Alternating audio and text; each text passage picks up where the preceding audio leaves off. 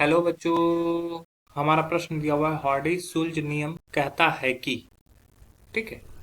चार ऑप्शन है हमारे पास। पहला है विलयन के विपरीत चिन्ह वाले स्कंदन करने वाले आयनों का आवेश जितना अधिक होगा उसकी स्कंदन शक्ति उतनी ही अधिक होगी। विलयन का स्वर्ण संख्या शून्य होना चाहिए।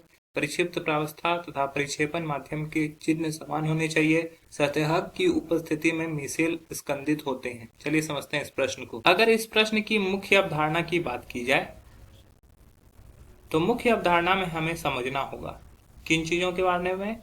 तो हमें समझना होगा हॉर्डी सुल्ज नियम के बारे में। हॉर्डी सुल्ज नियम के बारे में। ठीक है। तो हॉर्डी सुल्ज नियम किसे बोलते हैं?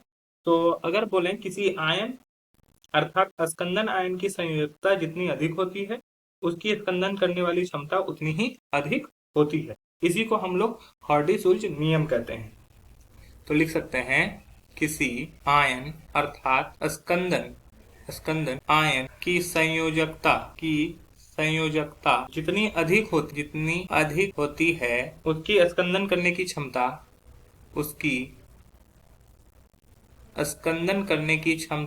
उतनी ही अधिक होती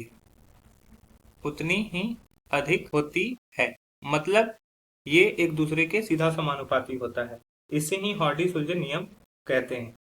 अब कोलाइडी विलयन का स्कंदन करने में विद्युत अपघटक का वो आयन प्रभावी होता है जिस पर आवेश या कोलाइडी कणों पर उपस्थित आवेश की विपरीत प्रकृति होती है। जैसे मान लो कि हमारे पास Cl minus SO4 2 minus PO4 3 minus दिया हुआ है। ठीक है।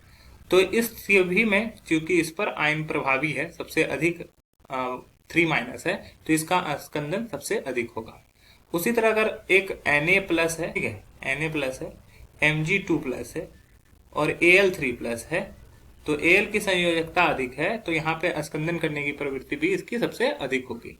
तो हॉर्डी सुल्ज नियम के अनुसार विलयन के विपरीत चिन्ह वाले स्कंदन करने वाले आयनों का आवेश जितना अधिक होगा उतनी स्कंदन शक्ति उतनी ही अधिक होगी। ये ऑप्शन सही है। इसके स्टेटमेंट से यह बात प्रूव होता है। अन्य जो ऑप्शन दिए गए हैं वो हमारा गलत ऑप्शन दिया गया है।